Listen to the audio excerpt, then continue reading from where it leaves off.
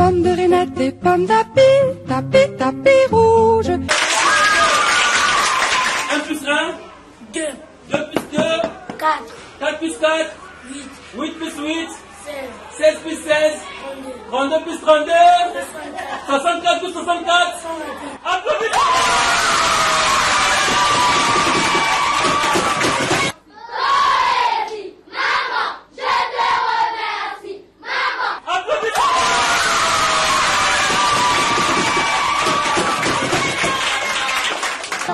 Mon super-héros, votre émission éducative sur DRTV International, chaque mercredi à partir de 18h25. Je te fumerai le bec, et le bec, et le bec, et la tête, et la tête.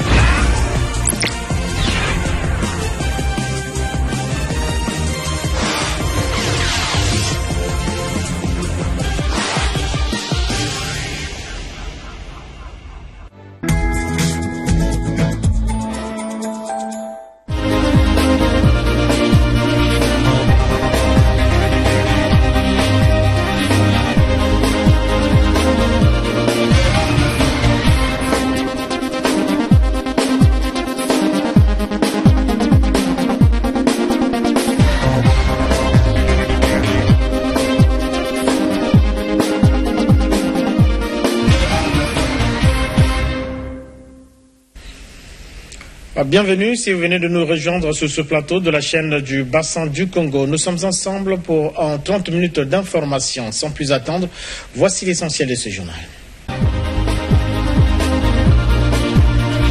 Inauguration de la 2e université publique du Congo, une université à dimension panafricaine.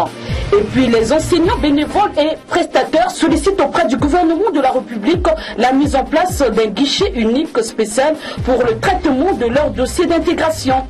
Où est passé à Verda, les bacs à ordures de cette société d'assainissement remplie commencent à gêner et déranger. Voilà tout pour les titres.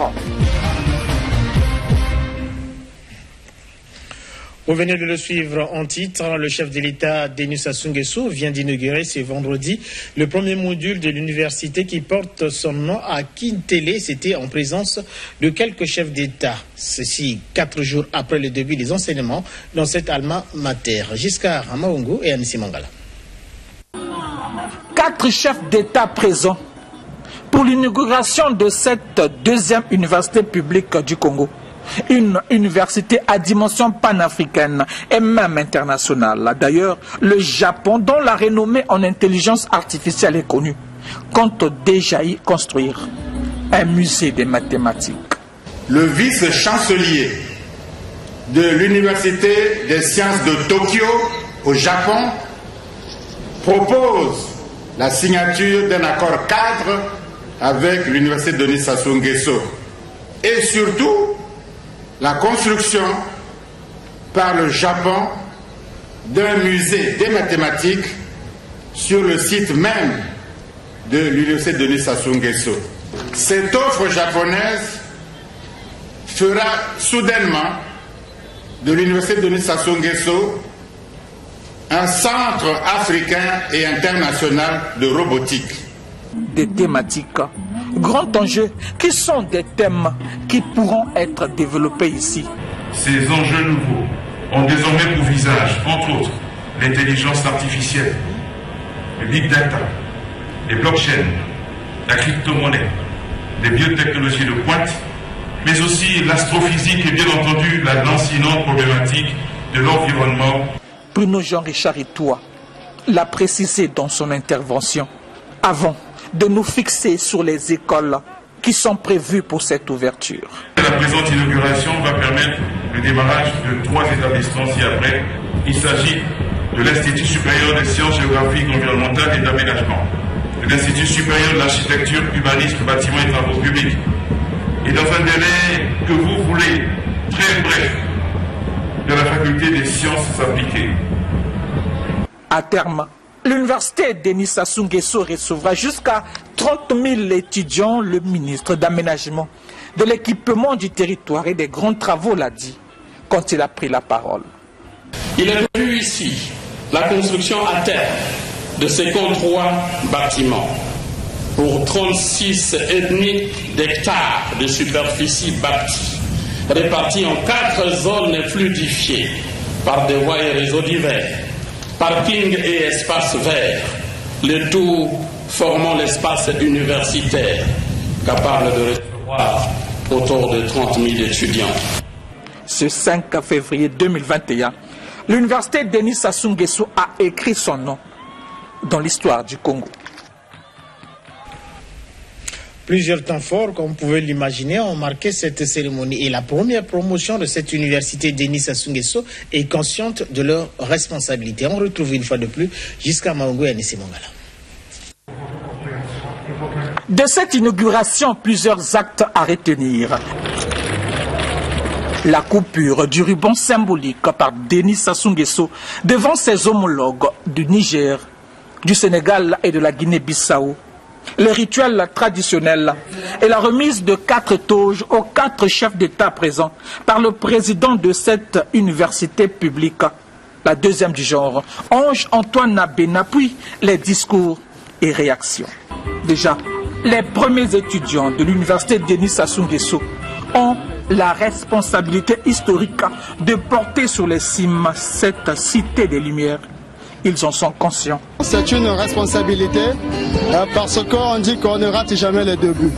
Non, nous n'avons pas droit à l'erreur pour défendre l'honneur de cette promotion qui est d'ailleurs la promotion test. Cette université, c'est un bijou pour nous. En tant que la première promotion, en tout cas, ça nous fait plaisir et nous a donné comme principe la rigueur et le travail. José Siribina qui se réjouit de l'emplacement de cette université. Merci au chef de l'État, au président Denis Sassou Nguesso pour cette université. Il était temps que la partie nord aussi ait une université. Donc nous ne pouvons qu'être en joie. Toute cette jeunesse-là pourra venir et étudier ici. Et puis on sait les performances que cette université regorge dans toutes les disciplines. Donc nous ne pouvons qu'être heureux.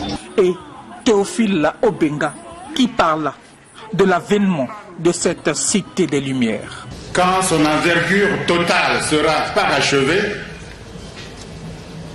l'architecture de cette université africaine sera encore beaucoup plus impressionnante.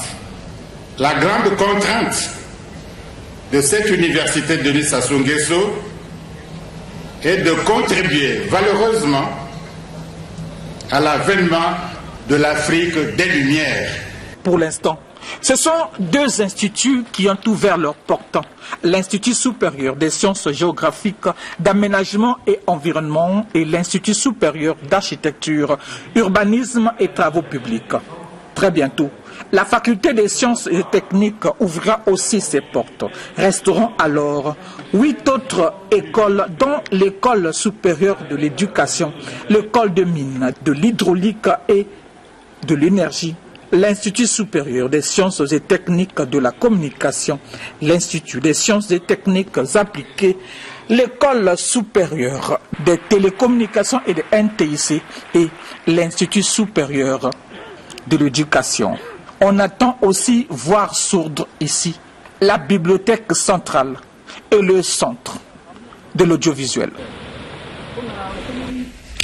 Pendant ce temps, l'Union libre des enseignants bénévoles et prestataires du Congo plaide pour la signature de la note de maintien au poste avant la fin de l'année scolaire en cours et sollicite par la même occasion du gouvernement de la République la mise en place d'un guichet unique et spécial pour le traitement des dossiers d'intégration. Irma Okonziou et Vrad Mongono.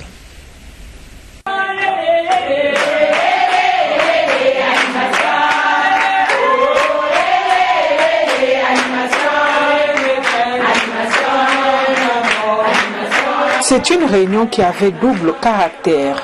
Cette rencontre a permis aux 2 centrales syndicales, à savoir le Mouvement général pour le salut des enseignants et l'Union libre des enseignants bénévoles et prestataires du Congo, de faire le point sur certaines revendications qui les préoccupent, parmi lesquelles la détermination du circuit d'approbation des actes relatifs au recrutement et à la gestion des carrières des agents, le recrutement des enseignants bénévoles et prestataires, campagne 2020-2021 et surtout sur le retard constaté dans la publication des notes de maintien au poste de ces prestataires et bénévoles dans les autres départements du pays. À l'issue de cette rencontre, ces enseignants ont rendu publique une déclaration dans laquelle ils sollicitent de la part du gouvernement la mise en place d'un guichet unique spécial pour le traitement de leur dossier d'intégration. L'Union libre des enseignants bénévoles et prestataires du Congo demande au ministère de l'enseignement primaire, secondaire et de l'alphabétisation de signer les notes de maintien au poste avant la fin de l'année scolaire en cours. En outre, sollicite au gouvernement la mise en place d'un guichet unique spécial pour le traitement des dossiers d'intégration. Il est à noter qu'un bureau de 11 membres a été mis en place, dont Michel Yanyoka Benzo en est la coordonnatrice.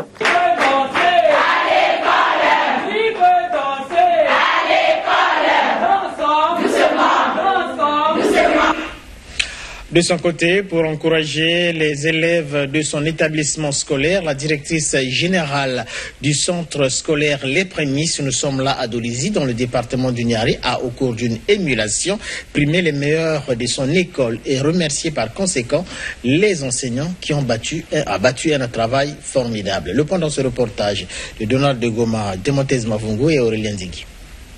Le centre scolaire Les Prémices à Dolisie, dans le département du Niari, a récompensé 40 élèves les plus méritants des cycles préscolaires et primaires le week-end dernier. Cette cérémonie d'émulation, présidée par Jeanne-Émilie Ngoto, directrice générale et promotrice de ce centre scolaire, a été rehaussée par les présences des administrateurs maires des 2 arrondissements de Dolisie. Cette émulation référée aux évaluations du premier trimestre au titre de l'année scolaire 2020-2021 s'inscrit dans le cadre de la compétition des élèves de cette école. Une école basée sur le triptyque discipline, rigueur, réussite. Le directeur de ce temple éducatif, Esaïe Pi, a, dans son mot de bienvenue, salué la directrice générale pour avoir investi dans l'éducation. Madame la directrice générale, il y a dans la vie d'une personne des actes qui résistent au temps. Et ce site qui nous abrite en est une parfaite illustration.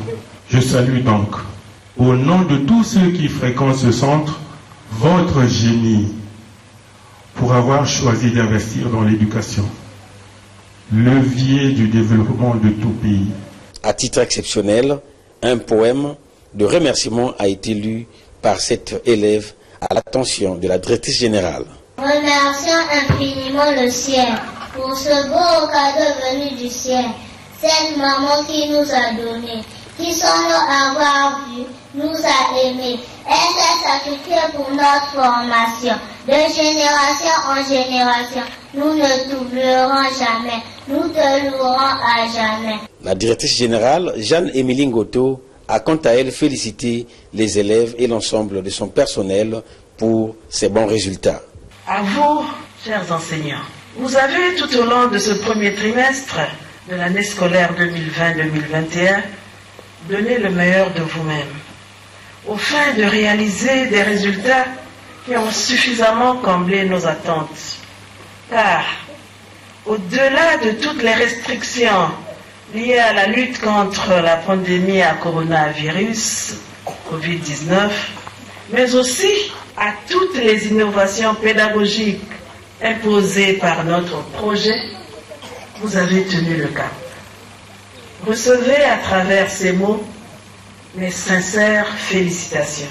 Chers élèves, vous êtes les meilleurs. Les meilleurs parce que parmi près de 330 élèves de notre centre, vous avez mérité. Vous avez bien travaillé. Vous êtes notre fierté. Je vous félicite et vous embrasse tous. Une initiative saluée ici par Modeste Kungango. C'est vraiment un grand plaisir qu'ils aient lancé cette émulation au premier trimestre. Je crois que les autres vont emboîter le pas pour que ça puisse stimuler les élèves, ça puisse donner une bonne image aussi à cette école et pour voir qu'il y a du sérieux. Et puis les enseignants finalistes des écoles professionnelles dans le département de la Bouenza se sont retrouvés en assemblée générale pour débattre de leur situation, comme vous allez le voir dans ce reportage de Théodore Baloza. Les enseignants finalistes des écoles professionnelles de l'enseignement évoluant dans la Bouenza se sont réunis en assemblée générale ce jeudi 4 février 2021 au lycée de Nkayi. Entre autres points traités, ils ont adopté une motion de soutien au bureau national de la CDPE suite à une brouille entre certains collègues qui ont pris à tort, selon eux, une décision scandaleuse de remplacer le bureau exécutif national pour des raisons qu'ils jugent insignifiantes, sinon excentriques. Ainsi, le bureau départemental de la Bouenza rejette avec la dernière énergie toute forme de décision visant à déstabiliser leur organisation syndicale. Motion rendue par le porte-parole du CDPE Bouenza, Pungi Pindi, exaucé Samuel. Motion de soutien au bureau exécutif national de la CEDEP. La coordination des diplômés des écoles professionnelles de l'enseignement de la Bouenza, ainsi que CEDEP-B, saisie de plusieurs faits répressifs à l'endroit du bureau exécutif national, tient à apporter son soutien indéfectible et sa solidarité aux camarades de lutte. Et vous prie de faire remonter cette motion au plus haut niveau ou acquis de droit. Cela fait quelques jours que certains collègues du mouvement ont pris à tort une décision scandaleuse de remplacer le bureau exécutif national pour des raisons que nous jugeons insignifiantes, sinon excentriques. Cela est une attaque inacceptable. La CEDEP est une structure syndicale représentative qui poursuit un but noble à atteindre pour le bien de tous ces membres. À cela, rappelons-nous de notre devise. Intégration pour tous, tous unis pour l'intégration. En vue de dissuader toute proposition de ses collègues, nous demandons de ne pas céder à leurs caprices, qui n'est d'ailleurs que l'expression de leurs émotions. Notre solidarité demeure sans faille devant les attaques de ses collègues du mouvement. Le bureau départemental de la CEDEP Bouenza et sa base rejette avec la dernière énergie toute forme de décision visant à déstabiliser notre organisation syndicale. Fait en Nkayi le 4 février 2021. Et puis la société d'assainissement Averda serait-elle en cessation d'activité ici à Brazzaville? En tout cas, c'est la question que se posent de nombreux Brazzavillois qui malheureusement constatent que ces bacs à ordures remplis dérangent et gênent. Vous allez le voir dans ce reportage de Auguste Bonazebi et Chanel Kivoni. Il suffit de parcourir les artères de la ville capitale pour être frappé par le tableau moins luisant qu'offrent les bacs à ordures de la société d'assainissement Averda. Ici et là, des bacs à ordures débordent. Ce triste tableau peut demeurer pendant plusieurs jours, occasionnant ainsi de fortes odeurs nauséabondes qui indisposent les populations. Là, vraiment, ça c'est la saleté. Ça c'est le principal, les gens doivent passer, les voitures et la poubelle, là vraiment ça nous marche. Nous sommes dérangés vraiment, en tout cas ça nous marche. Les bacs peuvent faire 2 semaines, les ordures sont remplis là-bas, il y a des mauvaises odeurs qui nous entourent dans le milieu. La Verda, là, comme là, ça me dérange trop. Hein. Vraiment, ça dérange. Des fois, ils ne ramassent pas tout, ils laissent les autres. Destinée à assurer l'assainissement de la ville capitale, la société Averda est loin d'assurer pleinement sa mission, car ces immondices entament la beauté de la ville et exposent les populations à des maladies mettant en danger leur vie.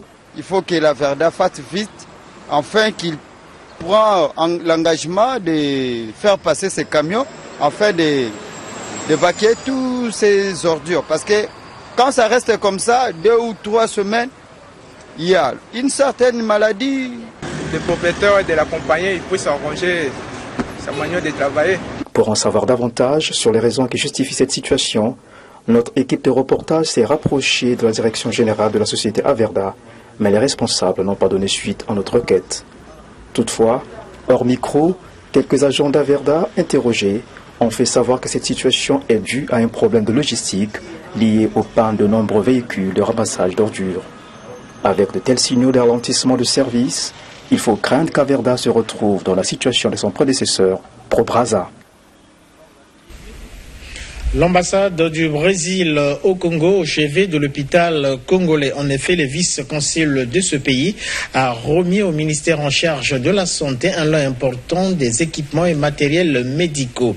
Ensuite, l'OMS, de son côté, a remis 3 véhicules roulants pour faciliter la mobilité des médecins chefs de district. Le point dans ce reportage de Armand Nsonza et Evrad Mungodo. Il s'agit là d'un plus dans la lutte contre la pandémie à coronavirus au Congo. Ces consommables, matériels, équipements médicaux nécessaires vont contribuer à la riposte à cette pandémie, dont de l'ambassade du Brésil au Congo, représenté ici à cette cérémonie par Augusto Ramos Cruz, vice-consul de ce pays. L'Organisation mondiale de la santé, qui n'est pas restée en marge, a remis au ministère en charge de la santé et de la population 3 moyens roulants pour permettre aux médecins-chefs de Mouyi, Ouesso et Enyele Betou de s'émouvoir. Nous avons voulu contribuer de façon modeste, symbolique mais tangible à un aspect particulier de la couverture sanitaire universelle, celui de la mise en place des soins de santé primaire au niveau du plus opérationnel à travers la revitalisation des districts sanitaires. La supervision des équipes cadres des districts envers les personnels les plus délocalisés est une fonction essentielle de l'opérationnalité d'un district, et cela ne peut se faire que s'il y a un minimum de moyens logistiques. Et c'est donc que nous faisons aujourd'hui, et comme je l'ai dit à titre symbolique, pour marquer notre attachement à cette fonctionnalité des districts sanitaires. C'est avec beaucoup d'émotion que Jacqueline Lydia Mikolo et le secrétaire général du ministère des Affaires étrangères ont reçu ce geste. Le Brésil et l'Organisation mondiale de la santé au chevet du Congo dans la lutte contre la pandémie à coronavirus et les difficultés d'accès que rencontrent les médecins-chefs des districts sanitaires à l'intérieur du pays. Politique à présent, l'Organisation des femmes du Congo du 1er arrondissement de Pointe-Noire Lumumba a fait œuvre utile avec l'organisation des élections au sein de cette organisation féminine du Parti congolais du travail. Yolande Ketabangui, la chef de délégation, à l'issue de cette assemblée générale élective, a exhorté les élus à poursuivre la campagne d'adhésion à cette organisation du Parti congolais du travail. Le point dans ce reportage de Jean-Pierre Février et Héritier Itoa. Pour vitaliser les instances de base de sa fédération de Pointe-Noire et du district de Tchambanzassi, à l'orée de l'élection présidentielle du 21 mars 2021, l'Organisation des femmes du Congo, OFC en abrégé, met les bouchées doubles pour faire valoir ses attentes. À ce propos, le jeudi 4 février 2021, la chef de la délégation de l'OFC, membre du comité central du Parti congolais du travail, Yolande Ketabangui, a présidé l'Assemblée générale élective des instances dirigeantes de l'arrondissement numéro 1 Emery Patrice Lumumba. Une assemblée générale élective ayant pour cadre la salle de mariage de l'arrondissement numéro 1 devant un panel de femmes déterminées à s'engager pour la lutte politique. L'assistance a suivi tour à tour le mot de bienvenue de la présidente sortante souhaitant plein succès aux travaux. Puis l'allocution d'ouverture de la chef de délégation situant l'événement du jour et motivant les militantes à la responsabilité de la tenue de cette assemblée générale. 1h30 de travaux en plénière a permis de mettre en place les nouvelles instances de l'arrondissement numéro 1 avec un secrétariat soutenu par un communiqué final en 8 points donnant la trame des conclusions des travaux. Pour clore la cérémonie, Yolande Ketabangui, dans son allocution de clôture, a fixé les militantes des nouveaux enjeux de l'organisation. Nous voici arrivés au terme de nos travaux, avec patience et ardeur. Nous avons fait œuvre utile. En témoignent les résultats obtenus. Dans un climat de franche discussion, d'empreinte de camaraderie, nous avons accompli notre devoir. Il nous appartient désormais, et principalement aux heureuses élus d'être quotidiennement sur le terrain à l'effet de continuer et d'identifier la campagne d'adhésion spéciale de l'Organisation des femmes du Congo. Personne, mieux que vous, ne peut cerner avec objectivité les préoccupations majeures des femmes dans leur existence quotidienne. Allez donc moissonner parmi les vendeuses du marché, les agricultrices, les femmes fonctionnaires, les femmes entrepreneuses et toute catégorie de femmes que nous n'oublierons pas, pour lesquelles gagnent en nombre et en qualité nos rangs. Le développement de notre parti, le développement de notre pays et la victoire de notre candidat sont à ce prix. À noter que cette Assemblée générale élective s'est tenue en présence d'Odette Massoussa, membre du bureau politique du Parti congolais du travail. Le Bureau national de l'action permanente pour le Congo met en exergue 3 raisons qui justifient la candidature de Denis Sassou Nguesso à l'élection présidentielle de mars prochain. Il s'agit de la gestion de la crise économique et financière, sans oublier la pandémie à coronavirus et la paix. C'est le principal message livré par Rodrigue Malanda Samba, qui a sillonné quelques localités de notre pays où il a intronisé les bureaux APC. Le point dans ce reportage de Théodore Baloussa. C'est sous une pluie battante que la délégation APC a quitté Pointe-Noire dimanche en fin de soirée pour la Lékoumou, après des civilités au sous-préfet du district de Komono, représenté ici par son secrétaire général Modeste Agnelé. Le président de l'Action permanente pour le Congo, APC en sigle, est allé s'entretenir avec les militants et sympathisants d'APC Komono qui lui ont d'ailleurs réservé un accueil des plus chaleureux.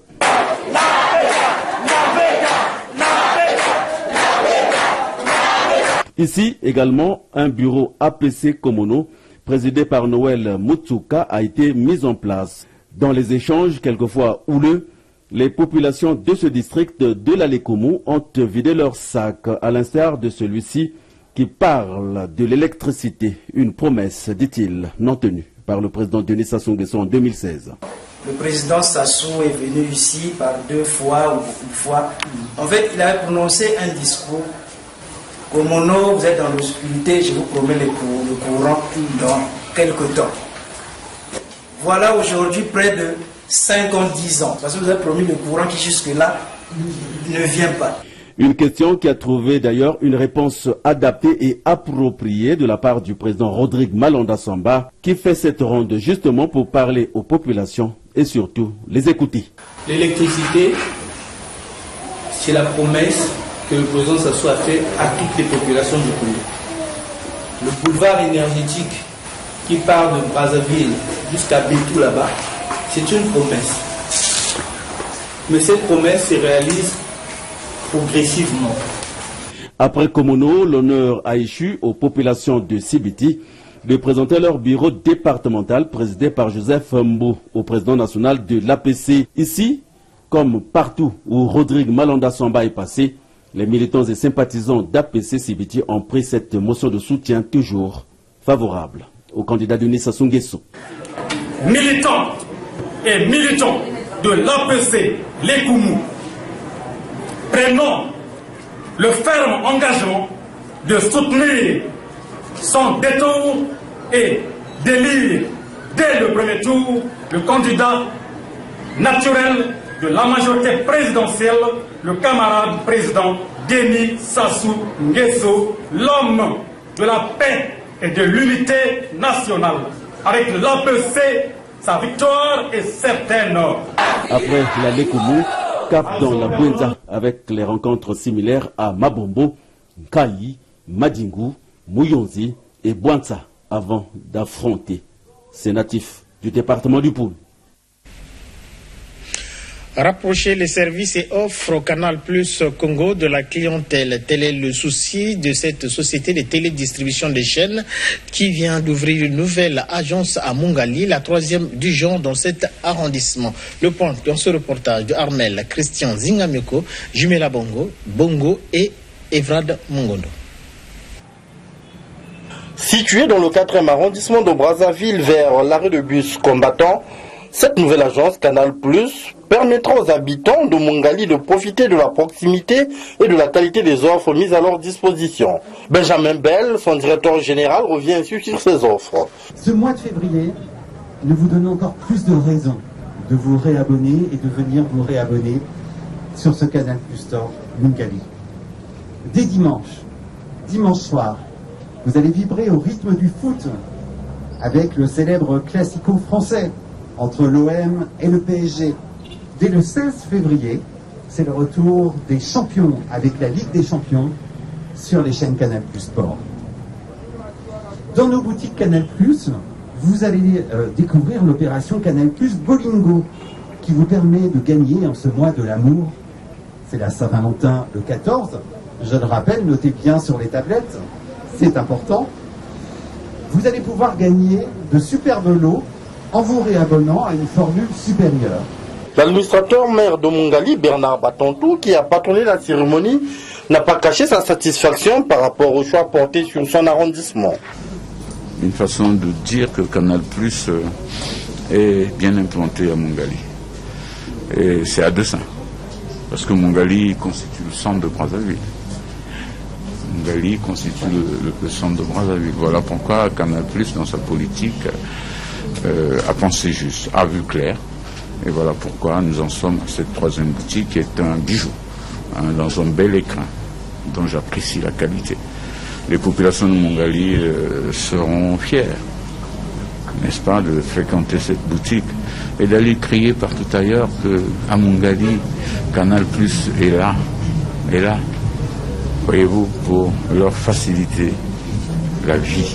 Cette nouvelle agence Canal+ est la 5e implantée à Brazzaville et la 8e sur l'étendue du territoire national. Elle est ouverte lundi à vendredi de 8h à 19h et le samedi de 8h à 16h.